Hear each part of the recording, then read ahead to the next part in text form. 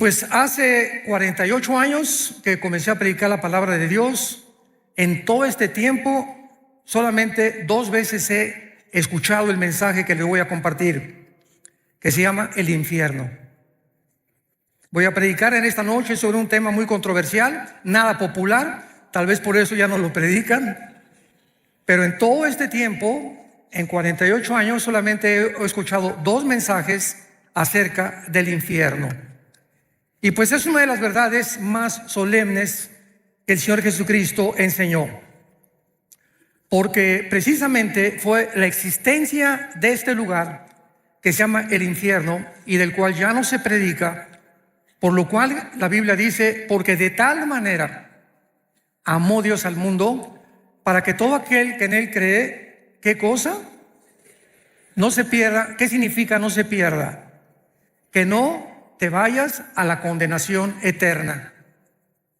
El lugar del infierno es tan terrible que en su amor Dios prefirió que su Hijo pagara por tus pecados y por mis pecados en esa cruz, para que tú y yo no nos condenáramos en la corta vida que Dios nos ha dado en este lugar que se llama el infierno.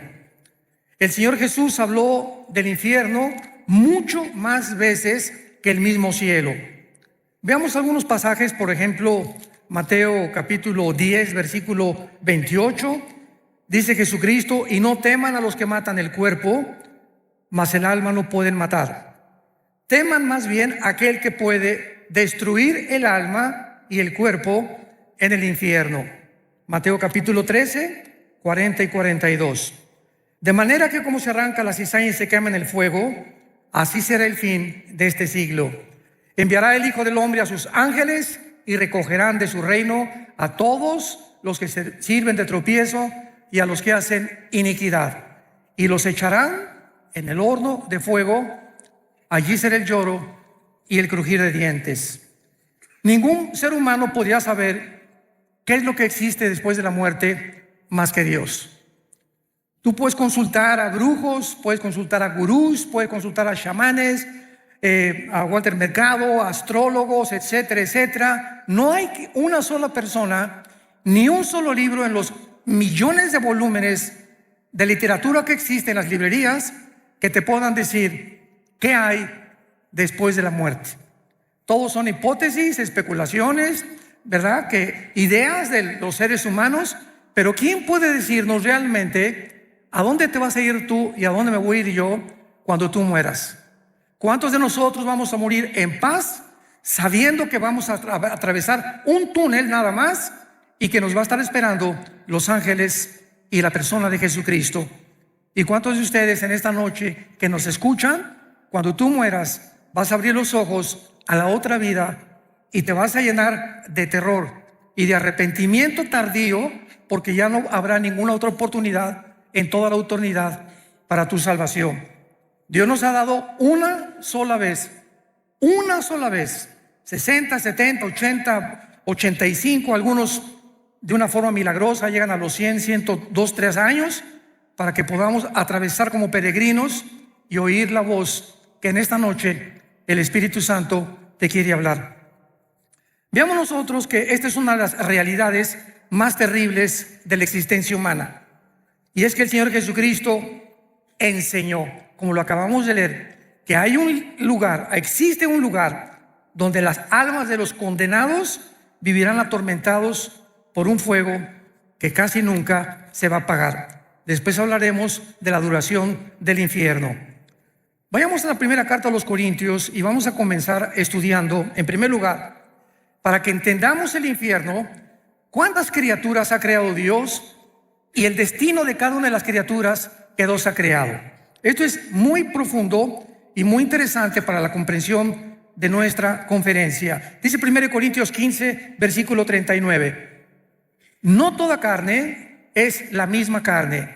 Una carne es la de los hombres, o sea, el cuerpo de nosotros está diseñado con estómago, pulmones, un cerebro, etcétera, etcétera, diseñados no para vivir en la luna ni para vivir en Marte. Dios nos diseñó exclusivamente para este mundo y nos diseñó para que comiéramos los alimentos de la tierra. No Coca-Cola, ¿verdad? No refrescos, nada de Werner Bull, ni Monster, ni todos los productos que venden por todos lados. Nos creó para que comiéramos alimentos verdes, plantas, frutas, vegetales y por lo menos 2 litros de agua diarios.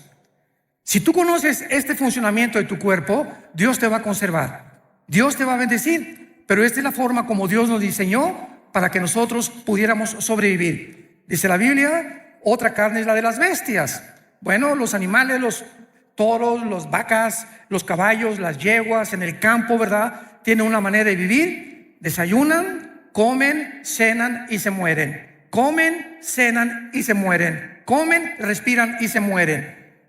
Y es una tragedia, dicen los salmos, que muchos seres humanos, sin entender la razón y el propósito por el cual Dios nos creó, viven igual que las vacas, viven igual que los becerros. Te desayunas en la mañana, comes, ya fuiste a la universidad con el propósito de hacer dinero, con el propósito de ser presidente de Costa Rica, con el propósito de tener fama, publicidad o recibir aplauso, reconocimiento de la gente. Y todas estas cosas que tú buscabas, al final de tu vida descubres que todo es vanidad, que en ninguna de estas cosas vas a encontrar el propósito ni el significado verdadero por el cual Dios te creó. En tercer lugar, hay la carne de las peces. Los peces fueron diseñados para vivir con un sistema branquial especial. ¿En dónde? Debajo del agua. Y los pececitos, ¿verdad? Fueron creados, los ballenas, los tiburones, los delfines, para tener su hábitat. Y en cuarto lugar, las aves. Los cuerpos de las aves fueron diseñados que hasta este momento ningún ser humano puede diseñar ni inventar la forma como vuelan las aves.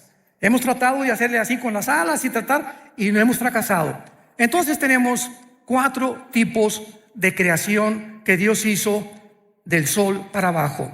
Muy bien, del sol para arriba tenemos un mundo espiritual invisible que no puede ser conocido por el intelecto, ni por tus estudios, ni aunque tengas 5 licenciaturas en ciencias políticas o en filosofía y letras, en antropología, en paleontología. No me importa el conocimiento que tú tengas, el ser humano nunca podrá descubrir el mundo espiritual que nos rodea. Y el mundo espiritual tiene también diferentes lugares donde todo lo que Dios creó en el mundo invisible, oculto a nuestros ojos, tienen un destino, como lo vamos a ver. En primer lugar, hay un infierno. El infierno es un lugar donde las almas, o tu alma, Dios quiera que no en esta noche, que si tú mueres y sales por esa puerta sin arrepentirte de tus pecados, sin saber que es la última oportunidad que tal vez Dios te ha dado en esta noche para recibir a Jesucristo, si tú mueres un accidente de tráfico, un cáncer inesperado, una embolia cerebral, una bala perdida, nadie sabe exactamente el momento en que vamos a morir. Pues si tú mueres sin Cristo, hay un lugar que está en el centro de la tierra. El centro de la tierra, lo vamos a ver a continuación, está todavía el infierno. Y en este lugar no van los demonios, no van los ángeles caídos, no va ninguna otra criatura más que los espíritus de los seres humanos. Dios diseñó el infierno únicamente para que ahí bajen las almas de los espíritus humanos que en la vida rechazaron el conocimiento y la verdad del evangelio de la gracia de Dios. En segundo lugar, tenemos otro lugar que se llama el abismo. El abismo es el lugar de los demonios. En el abismo hay demonios y existen también ángeles caídos. Por ejemplo, dice en Apocalipsis capítulo 9, versículo 11, que el ángel del abismo es el jefe de los demonios, que se llama el destructor, o que se le llama también, ¿verdad?, Apolión, que significa el que destruye. Entonces, el abismo es para los demonios. Cuando Cristo sacó demonios, ¿se acuerdan ustedes? Le decían a Jesús: por favor, no los envíes al abismo. ¿Por qué? Porque tenían miedo de ser encarcelados en este lugar. Entonces, en el abismo no hay espíritus humanos. En el infierno no hay demonios. El infierno es para los seres humanos. El abismo es para los demonios y los ángeles caídos. En tercer lugar, la Biblia menciona otra prisión invisible que se llama prisiones eternas de oscuridad. Judas, versículo 6, que en este lugar se encuentra un grupo demasiado malo, maligno, de ángeles caídos. Una vez que los ángeles rechazaron a Dios, hubo otro tiempo en Génesis capítulo 6 que se mezclaron con las mujeres humanas y produjeron gigantes de casi 4 o 5 metros de altura, con 12 dedos en las manos, 12 dedos en los pies, y esta raza de gigantes se llamaron los Nefilim, que significa los caídos, porque se refiere a los ángeles que realmente eran los hijos de Dios que bajaron a mezclarse y a corromper la genética humana para impedir que naciera el Mesías. Cuando Satanás oyó Génesis 3:15, de tu semilla, mujer, vendrá el Mesías, y de la semilla de Satanás vendrá el que hará tropezar al Mesías, Satanás, al escuchar esto, de ahí en adelante planeó cuidadosamente, de una forma, con una sabiduría impresionante, que no naciera el Mesías. Y así vino el primer ataque en Génesis capítulo 6, impidiendo y corrompiendo la genética humana. Más adelante ya sabemos, ¿verdad?, de qué forma continuó con estos ataques cuando nació Moisés, por ejemplo. El faraón mandó matar a todos los niños para que no naciera. Dijo Satanás, a lo mejor por ahí viene la línea genética del Mesías. Después, cuando nació Jesucristo, vinieron los reyes del oriente y le dijeron a Herodes, ¿dónde está el rey de los judíos? Mandaron matar a todos los niños menores de 2 años. Y así encontramos en la Biblia el ataque satánico para impedir que naciera el Mesías. Y luego tenemos en cuarto lugar el lago de fuego. El lago de fuego es el lugar donde todos, absolutamente, Satanás, el falso profeta, los ángeles caídos y los seres humanos pasarán la eternidad cuando hayan rechazado completamente el plan de Dios, principalmente los seres humanos. Ahora, muy bien, muchas personas dicen, Dios no puede ser tan malo de mandar a todos al infierno. Una vez una viejita me dijo eso. Mire, pastor, yo no creo que Dios sea tan malo de mandar a nadie al infierno. Yo le contesté y le dije, amén, doña Chole, usted tiene toda la razón. Dios nunca manda a nadie al infierno. Ellos se van solitos. Porque de tal manera amó Dios al mundo que nos dio a su Hijo unigénito. Entonces las personas que se van al infierno no las mandó Dios. Tú lo vas a escoger esta noche. O sea, ¿no te agrada estar en la iglesia? ¿No te agrada estar con los santos? ¿No te agrada purificar tu vida? No hay ningún problema. En el cielo no tendrías cabida. Entonces nosotros somos los que decidimos, como les dijo en Deuteronomio 11, Dios al pueblo de Israel. He aquí les pongo la bendición y la maldición. Tú escoge. La bendición, si me escuchas, si oyes mis mandamientos, si realmente permaneces en mi palabra, y la maldición y la condenación, si me rechazas. Eso no le dijo Dios a los caballos, ni a los orangutanes, ni a los chimpancés, ni a Chita, ¿verdad? Dios está hablando a seres humanos como tú y como yo, ángeles, que nos creó con una conciencia de la eternidad. Dice Eclesiastés 3:11, Salomón, porque Dios lo hizo todo precioso en su tiempo, sin que el hombre alcance a comprender la obra de Dios del principio hasta el final. Entonces es importante que esta mente que Dios nos ha dado, donde hay inteligencia, conocimiento, percepción de la realidad y la conciencia del mundo espiritual, que el Espíritu Santo al entrar a nuestra vida nos despierta para que podamos entender que no somos animales, que tú eres un ser responsable moralmente y que tus decisiones que tú hagas van a tener consecuencias para bien o para mal. Una vez llegó una muchacha a pedirnos consejería a mi esposa y a mí y nos dijo, tengo 16 años y voy a ser mamá. Tengo un bebé en mi vientre, ¿qué me aconsejan ustedes? Porque ya le he pedido perdón a Dios y mi esposa y yo le contestamos, mira, Panchita, claro que Dios te ha perdonado, porque la sangre de Cristo nos limpia de todo pecado. Pero hay una cosa que tienes que saber, tú no puedes evitar las consecuencias del pecado. Entonces la cosecha la vas a tener que recoger. Pero ahora que te has pedido perdón a Dios, Él te va a acompañar y te va a fortalecer para que esa criatura que nazca nunca la vayas a abortar, ni lo pienses en tu corazón. Ten esa criatura, porque Dios te va a ayudar y van a hacer de esa criatura algo que va a honrar su nombre y le va a traer gloria algún día también a su nombre. Entonces, esto es importante que sepamos. Dios nos perdona, pero la cosecha de nuestros pecados la tenemos que recoger. La Biblia nos revela los atributos de Dios. ¿Qué quiero decir con esto? Los atributos de Dios son las cualidades esenciales del ser, de la divinidad, y se dividen en dos: los naturales y los morales. Los naturales son omnipotente, omnisciente, todopoderoso. Hay personas que dicen, bueno, es que Dios es el mismo ayer y por lo siempre. Correcto, en sus atributos naturales, pero no en la forma como Él actúa. Por ejemplo, Dios abrió el Mar Rojo, no lo ha vuelto a abrir jamás en la historia. Dios detuvo el sol en los tiempos de Josué, no lo ha vuelto a hacer tampoco. Entonces hay muchas cosas que Dios se ha limitado a hacer en sus atributos naturales, pero los atributos morales son el amor, la santidad, la justicia y la fidelidad. Dice Romanos 11:22, mirad el amor y la severidad de Dios. Dios no es un Dios, un monstruo que simplemente no puede castigar. Porque si Dios permitiera que hubiera anarquía en los seres humanos que Él creó y tú hicieras lo que a ti te da la gana, desde que eres pequeño, vas a crecer con un espíritu completamente en rebelión a la autoridad.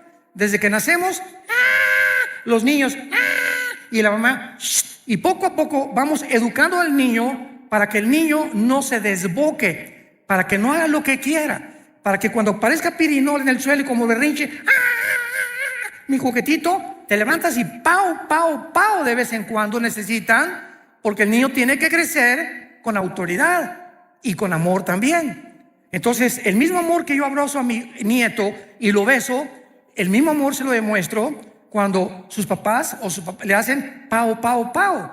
Entonces, el amor y la disciplina forman el carácter.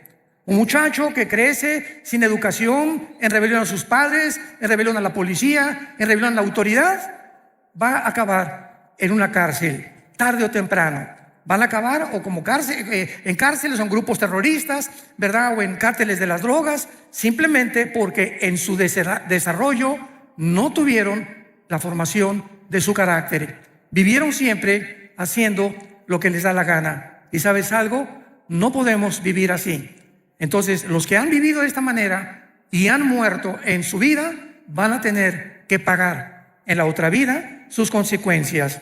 Ahora bien, veamos en tercer lugar algo también que es muy importante, que es lo siguiente.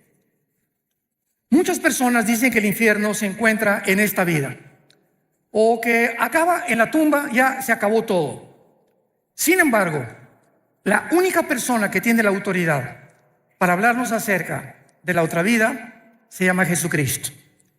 Cuando Él bajó del mundo y nos dijo, yo soy la resurrección de la vida, y Él resucita de los muertos a los 3 días, Cristo es crucificado, es muerto, enterrado y resucitado a los 3 días. ¿Qué mensaje nos está dando Jesús? Ustedes también van a volver a vivir. Sígueme. Yo soy el camino, yo soy la verdad y yo soy la vida. Yo soy el pan que descendió del cielo y he venido al mundo para en esa cruz mostrarte quién es Dios.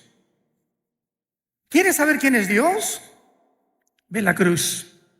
En la cruz Dios manifiesta quién es Él.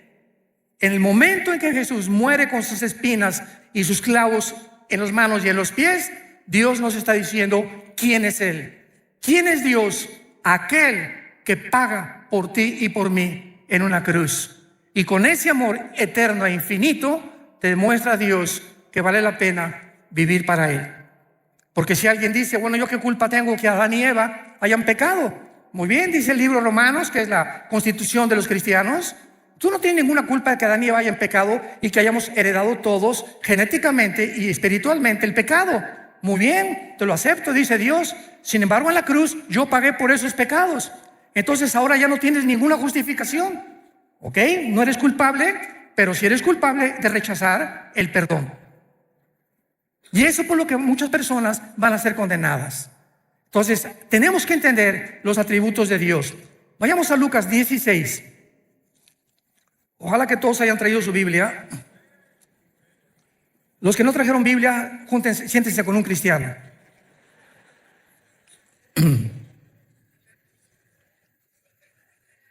Desgraciadamente, ahora que tenemos la tecnología y que están todos los versículos escritos, pues la gente ya no trae su Biblia. Ya se acostumbraron a no traer la Biblia.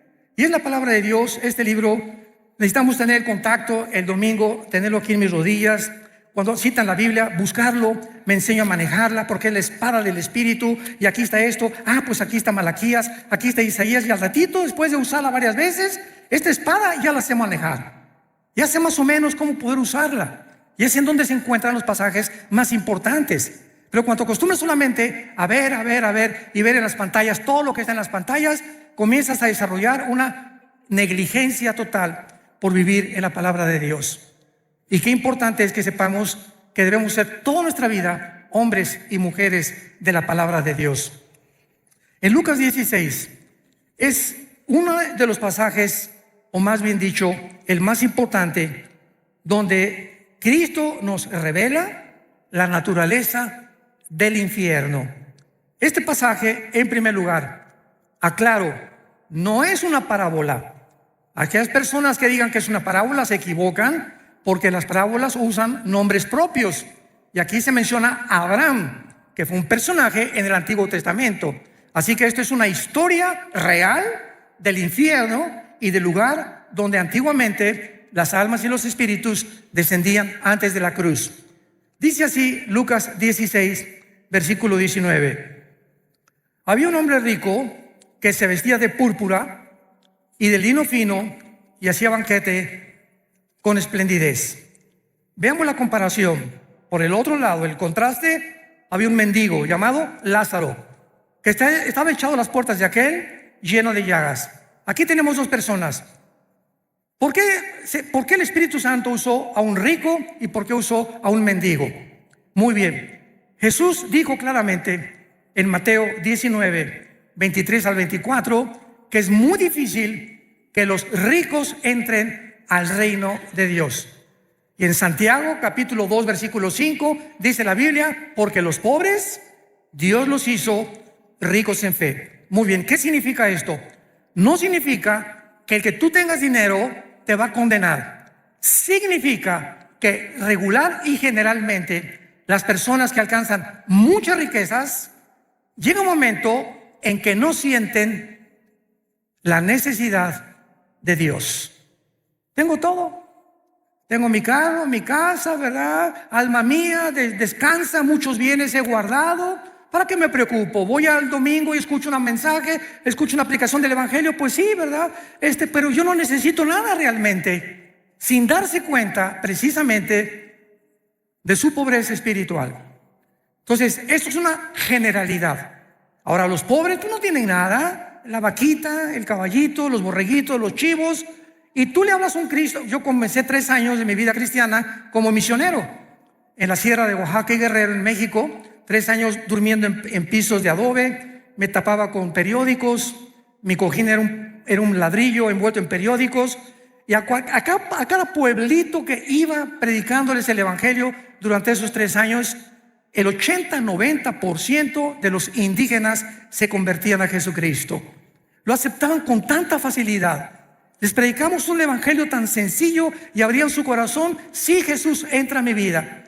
Cuando tú das este mensaje a gente disque intelectual o preparada o con dinero, no toman el mensaje con la misma pasión que lo hacen los pobres. Sin embargo, repito, son generalidades, y por eso el contraste entre un rico y un mendigo.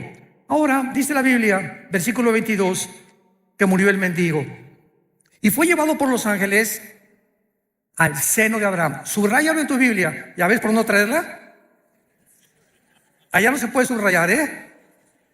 Fue llevado al seno de Abraham. Esto es importante porque aquí Jesucristo nos va a revelar el lugar donde bajaban los espíritus antes de la cruz. Fue llevado al seno de Abraham y murió también el rico y fue sepultado. Y en el Hades alzó sus ojos estando en tormentos y vio de lejos a Abraham y a Lázaro en su seno. Me detengo aquí. Desde Adán hasta la cruz del Calvario, ningún ser humano, ni los profetas, ni Malaquías, ni Habacuc, ni Sofonías, ni nadie sabía a dónde iban los muertos, los buenos y los malos antes de la cruz, más que descendían todos al centro de la tierra. Era el único conocimiento que había, porque la revelación bíblica es progresiva.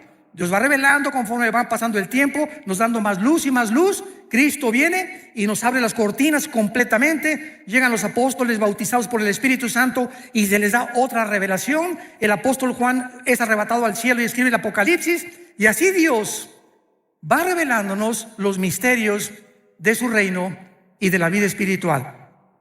Entonces todos sabían que descendían al centro de la tierra. El lugar en el Antiguo Testamento donde descendían todos, en el hebreo se llama el Sheol. Descendían todos al Sheol, buenos y malos. Muy bien. La Biblia en el Antiguo Testamento se traduce al griego y se llama la versión de la Septuaginta. Entonces, en la traducción del hebreo al griego, la palabra Sheol es una transliteración y se usó la palabra Hades con H, Hades. Entonces viene Jesucristo y nos corre la cortina de lo que había en el centro de la tierra. Y Jesucristo nos enseña claramente, pero me voy a ir en orden. En primer lugar, tendrán vista, versículo 23, en el Hades alzó sus ojos. Las personas condenadas en el centro de la tierra, en el infierno, van a poder mirar, van a tener vista. En otras palabras, en la otra vida, los 5 sentidos espirituales que Dios nos ha dado a los cristianos, cuando nacemos de nuevo, no los tiene la gente que no es cristiana. Dice 1 Corintios capítulo 2, del 10 en adelante. El hombre natural, el hombre que no ha sido regenerado por el Espíritu Santo, no entiende la Biblia. Vienen aquí Jean-Paul Sartre, y viene aquí Richard Hawkins, y viene Bertrand Russell, y viene Friedrich Nietzsche, y vienen los más grandes ateos y chocan contra la Biblia, porque no es el intelecto ni las facultades de la inteligencia naturales las que nos abren el camino para entender lo que solamente el Espíritu Santo nos puede revelar. Pero el espiritual, dice 1 Corintios 2, entiende todas las cosas porque tenemos la mente de Cristo. ¿Me van siguiendo? Muy bien. Entonces, las personas en el infierno van a ver, se despertaron sus instintos espirituales que no tenían en la vida. Nosotros ya los tenemos desde ahorita. Dice la Biblia, el espiritual juzga todas las cosas. El cristiano tiene un discernimiento, y yo puedo estar con mi esposa en una cena y estar con ciertas familias, y me dice mi esposa: mira, esa persona que se acercó, algo mi parabólica me dice, ¿verdad? No hagas negocio con él, o no tengas mucha amistad con él. Algo me dice en su espíritu, en su mirada, que no es de Dios. Y así comenzamos a agudizar los sentidos espirituales que Dios nos da con el Espíritu Santo en la proporción en la que memorizamos la Biblia. ¿Sí me escuchaste? En la proporción de tu contacto con la Biblia, en la proporción que pases tiempo con la Biblia, y en ese mismo contacto y en ese mismo tiempo desarrollarás tus sentidos espirituales. Allí en el infierno tendrán vista, pueden ver a Abraham. Número 2, versículo 24. Dando voces, dijo: Padre Abraham, ten misericordia de mí. En el infierno, las ondas del sonido, en ese mundo espiritual, en el centro de la tierra, se podrán transmitir. Ahorita me escuchan porque, ¿verdad?, las ondas del sonido se graban, etcétera, etcétera. El sonido viaja en ondas por todos lados de la atmósfera hacia abajo. Dentro del infierno podrán transmitirse también la voz. Y esto es increíble, ¿verdad? Pero serán voces de lamento, de angustia y de desesperación. En quinto lugar, dice la Biblia: Padre Abraham, ten misericordia de mí. Pregunta: ¿cómo puede una persona en el infierno haber visto a Abraham? ¿Que en ese tiempo había cámaras Polaroid o películas? ¿Cómo podían reconocer que era Moisés o que era Elías? Bueno, porque la Biblia dice que hay una capacidad que se llama intuición espiritual. Cuando vayamos al cielo nosotros vamos a saber, mira, ahí está Adán. Oye, pero si no, ¿cómo sabes que es Adán? Porque en el espíritu yo sé que es Adán. En el espíritu lo sé. Ese es Moisés, ese va a ser Elías. Ahí está mi mamá, ahí está mi papá en la tierra. Nos vamos a reconocer como seres humanos. Mira, ese era mi pastor. Esa era la persona que me llevó a Cristo. Vamos a mantener la conciencia. Esto es interesantísimo. No vamos a dejar de ser lo que somos, pero vamos a tener otra personalidad, pero con la conciencia que Dios nos creó desde que naciste de tu mamá y de mi papá. Yo voy a seguir siendo Armando, pero con otro nombre. Yo seguiré siendo quien fui, pero con todos los dones y todas las facultades desarrolladas, pero seguiremos manteniendo la conciencia, como lo vamos a ver, de lo que fuimos y muchas veces de lo que seremos. En sexto lugar, tendrán sed. Dile a Abraham que moje la punta de su dedo en mi agua. Dile que moje, que tenga misericordia de mí y que envíe a Lázaro. Este hombre en el infierno creía que Lázaro seguía siendo su sirviente. Dile a Lázaro que por favor me traiga agua. O sea, vean ustedes que esta persona en el infierno no se convierten en buenos. En el infierno mantienen aún más lejos su maldad, como lo vamos a ver más adelante. Dile a ese Lázaro, el que estaba a la puerta de mi mesa, que me traiga y que me moje la lengua. Los instintos y todo lo que tenemos fisiológicamente y biológicamente en el mundo, lo seguiremos teniendo en la otra vida, pero de diferente manera, como lo vemos en los cuerpos de los ángeles, que los ángeles bajan a este mundo y pueden tomar agua. Los ángeles bajan a este mundo y pueden comer cabrito de Monterrey. No de Costa Rica, tal vez café Brit de Costa Rica.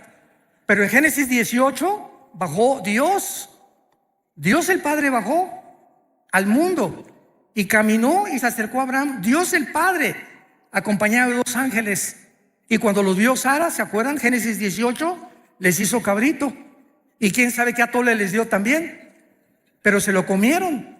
O sea, vean ustedes que las facultades digestivas, Cristo cuando resucitó, tomó peces y tomó miel, ¿correcto? O sea, ¿cómo es posible que un cuerpo resucitado, que la sangre es lo que le da vida ahorita a nuestro cuerpo, tengan facultades en la otra vida de ver, oír, sentir, comer, deglutar, beber, etcétera, etcétera, con un cuerpo diseñado para vivir en la otra vida como lo tuvo Jesucristo? Jesucristo asciende al cielo, Hechos capítulo 1, y la ley de la gravedad ya no lo atrajo sobre el centro de la tierra. Cristo con el cuerpo resucitado venció la ley de la gravedad, porque el cuerpo resucitado vencerá las leyes cósmicas bajo las cuales tú y yo actualmente vivimos. Estamos sujetos a un mundo de leyes cósmicas, pero con el otro cuerpo tendremos características diferentes. Todos estos detalles son importantes para entender la vida en el infierno. Dice en séptimo lugar, versículo 24, dile a Lázaro que moje la punta y que refresque mi agua, porque estoy atormentado en esta llama. Y esto es asombroso. Versículo 25, Abraham le dijo, hijo, acuérdate, en el infierno tendrás memoria. En el infierno las personas tendrán memoria de lo que hicieron aquí en la tierra. Sigamos leyendo. Recuerda, acuérdate, tendrán memoria que recibiste en tu vida bienes y Lázaro males, pero ahora este es consolado y tú atormentado. Además, una gran cima está puesta entre nosotros. O sea, Cristo nos dice que el Sheol, el lugar donde bajaban todos los muertos, buenos y malos, estaba dividido. De un lado estaba el seno de Abraham o el paraíso, y del otro lado estaba el Gena en griego, que fue la palabra traducida para infierno. Entonces los buenos estaban esperando a la cruz, a que Cristo pagara con su sangre, porque antes de Cristo nadie subió al cielo, más que Enoc y Elías, que son las excepciones de Dios, ¿verdad? Dios hace sus propias leyes, Él no está sujeto a ninguna ley. Entonces todos estaban esperando a que Cristo muriera en la cruz, para que desde Cristo a nuestros días, si tú mueres y yo muero, ya no bajamos al centro de la tierra. ahora ausentes del cuerpo, según de Corintios 5, presentes en el Señor. Vayamos rápidamente, en un paréntesis, Apocalipsis capítulo 6, y veamos esta verdad, porque hay otra teoría, ¿verdad?, que no es bíblica, de que los muertos duermen. Hay una secta que se llama los Testigos de Jehová que enseñan esto. No, cuando morimos, Jesús dijo en Lázaro, Lázaro duerme, sin entender el término dormir relacionado con la muerte. Aquí en el quinto sello, Apocalipsis 6, versículo 9, vi bajo el altar las almas de los que habían sido muertos por causa de la palabra de Dios y por el testimonio que tenían. Y clamaban a gran voz diciendo: ¿hasta cuándo, Señor santo y verdadero, no juzgas y venga nuestra sangre de los que moran en la tierra? Aquí tenemos a Juan con una visión del cielo, donde los que han muerto están vivitos y coleando, platicando con Dios, haciéndole preguntas todavía a Dios. Señor, ¿hasta cuándo en el mundo seguirá la violencia, seguirá la muerte, seguirá la maldad? Y se les dijo: espérense tantito, todo esto va a llegar a su fin ya muy pronto, y todos los muertos tienen que morir durante la tribulación para que Jesucristo regrese por segunda vez para establecer su reino mesiánico con todos nosotros aquí mismo en la tierra, precisamente en Jerusalén.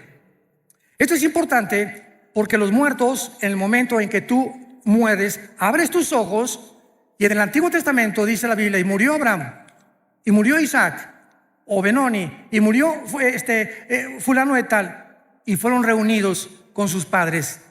Siempre que en el Antiguo Testamento moría alguien, los patriarcas, dice la Biblia, y fueron reunidos con sus padres.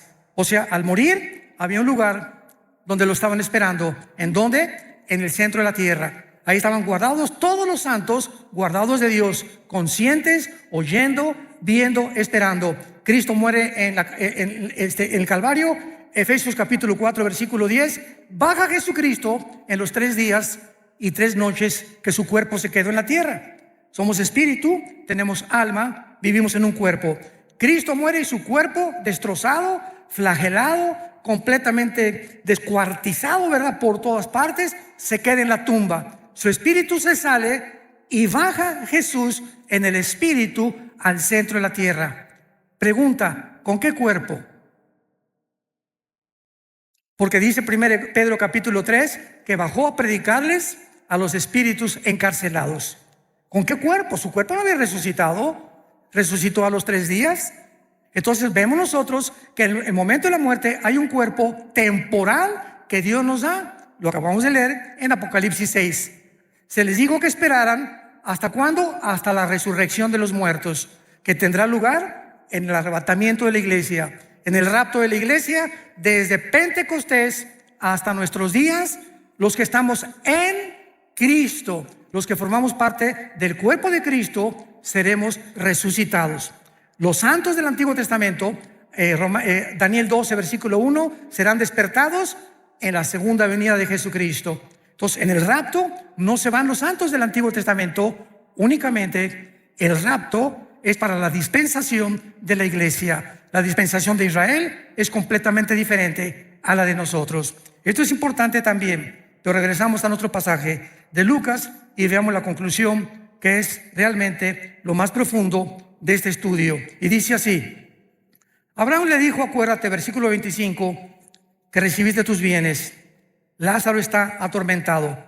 Además hay una cima puesta entre nosotros, de manera que los que quieren pasar para acá a vosotros no pueden ni pasar de allá para acá. Claro que ninguno de los que estaban en el seno de Abraham le hubiera gustado echarse un brinquito, ¿verdad?, para el otro lado. Sin embargo, podían ver desde el otro lado los tormentos en los que estaban muchos espíritus, ahí pasando la eternidad. Versículo 27. Entonces le dijo: te ruego, manda ahí a Escazú a alguien.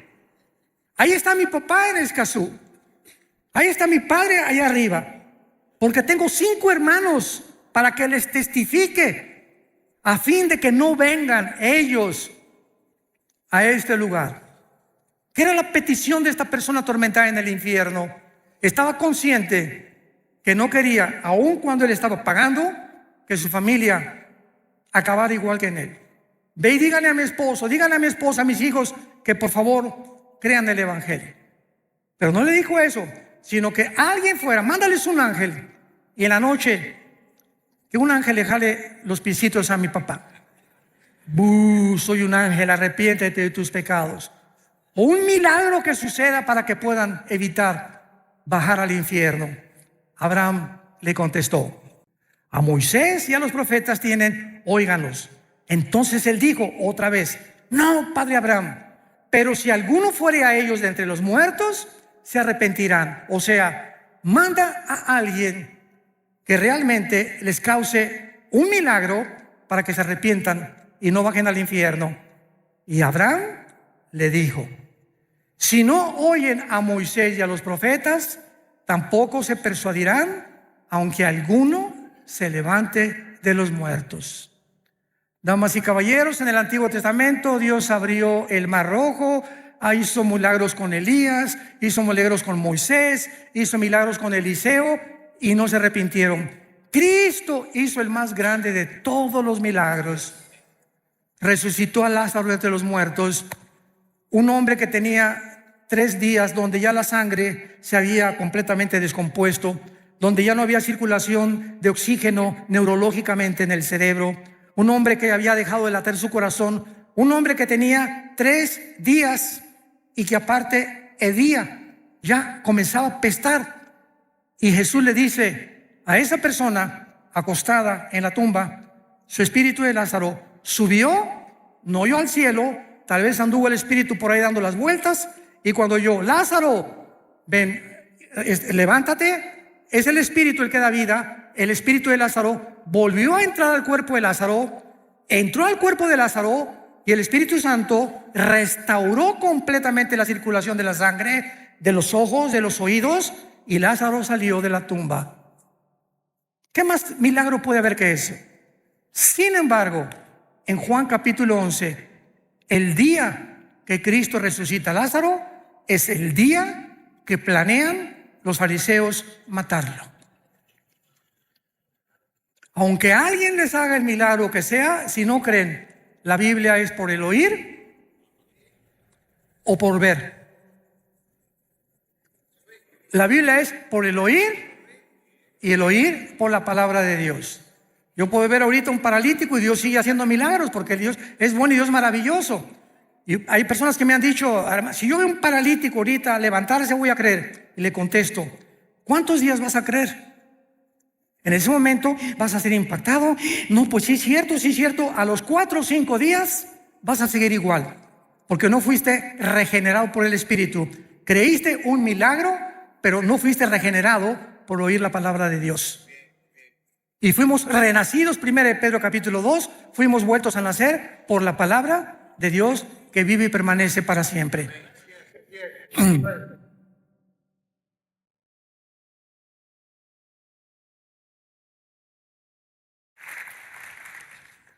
Ningún milagro sobrenatural convencerá a salvar a nadie.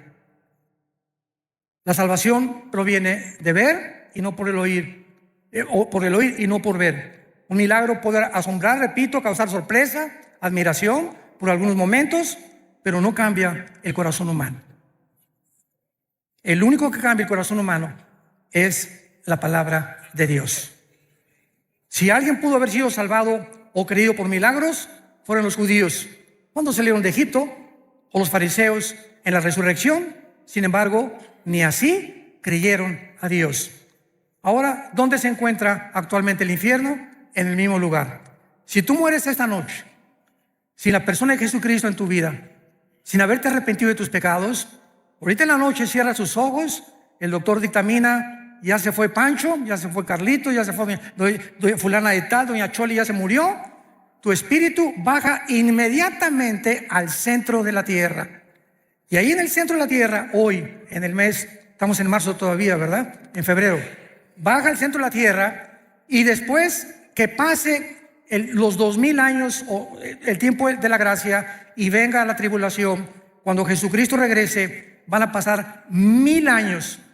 Y al finalizar los 1000 años, los que están en el centro de la tierra van a resucitar. Apocalipsis 20, del 11 al 15, el juicio del gran trono blanco. Van a resucitar todos los que están en el infierno, los libros se van a abrir y Dios te va a decir: Carlitos, ven para acá, doña Panchita, venga para acá, doña Chole, venga para acá. Voy a demostrarle a todos los ángeles y a toda la creación que yo no te quiero enviar al infierno.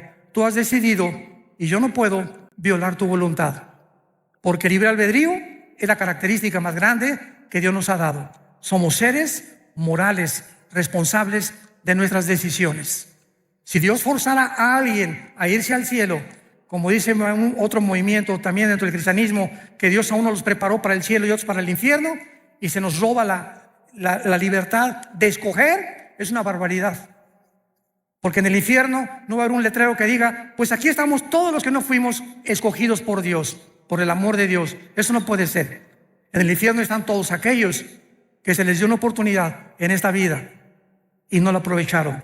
Y esta oportunidad Dios te la da en esta noche a tu corazón. Tú me puedes decir: oiga, pues fíjese que yo vengo a esta iglesia hace 5 años. Las iglesias están llenas de personas no salvadas, llenas de personas que nunca se han arrepentido. Y el arrepentimiento ya no se predica tampoco. Ya no se predica el infierno, ya no se predica el pecado. Y las iglesias solamente quieren entretenimiento, ¿verdad? Y ya estamos en un tiempo de despertar. Mañana vamos a hablar claramente de las causas de la crisis del mundo por lo cual se encuentra el mundo como se encuentra. Pero las iglesias están llenas de personas no arrepentidas, que son religiosas, pero no tienen la Biblia, no aman la palabra, no la memorizan día y noche, nunca le han hablado a nadie de Cristo. ¿Cuántos años tienes de ser cristiano? 5 años, hermano. 10 años. En todos estos tiempos, ¿a cuántas personas has ganado para Jesús? ¿A cuántas personas les has hablado de Jesús? En tu bufete jurídico, en tu consultorio médico, en tu taller de carpintería. Ustedes jóvenes, en su universidad, en la escuela, ¿le hablas de Cristo a tus amigos? Muchachas, ¿le hablas de Cristo a tu amiga que se está acostando con su novio y sabes que la fornicación es pecado delante de Dios? ¿Ya te has acercado y le has dicho: Lupita, por el amor de Dios, eso es pecado delante de Dios, arrepiéntete? Tú no puedes vivir acostándote y teniendo relaciones sexuales con tu novio. Eso no es sagrado delante de Dios. Y mucho más si te llamas cristiana. Y mucho más si te llamas cristiano, no besuqueas ni manoseas a tu novia tampoco. La respetas, porque no puedes amar y ensuciar lo que amas. Este es el verdadero cristianismo. Y si no lo vivimos de esta manera, has vivido un cristianismo falso, que se llama la religiosidad, pero no el haber sido regenerados por el Espíritu de Dios. Ven a Jesús en esta noche. Arrepiéntete realmente de la vida en la que llevas. Inclina tu cabeza y dile estas palabras: Señor mío y Dios mío, te pido perdón por mi vida. Creo que en esa cruz Jesús ha pagado por todas mis maldades, por todos mis pecados que hasta este momento he cometido. Ya no quiero seguir viviendo en el pecado, pero reconozco en este instante que yo no puedo ni tengo el poder de vivir para ti. Por eso vengo, Jesús, a abrazar tu cruz, porque sé que con tu vida en mi vida me darás el poder de vivir esa vida que tú quieres que yo viva. Creo que es tu sangre preciosa la que pagó por mis pecados, y creo que tú fuiste crucificado, muerto, enterrado y resucitado a los 3 días. Y te pido que entres a mi corazón como mi Señor y mi Salvador. Gracias, Señor, por tan grande salvación y la corta vida que me queda en este mundo. Ahora la quiero vivir para ti y contarle al mundo, comenzando con mi familia, la historia de amor más grande jamás contada. Tu amor por mí en esa cruz. En el nombre de Jesús. Amén.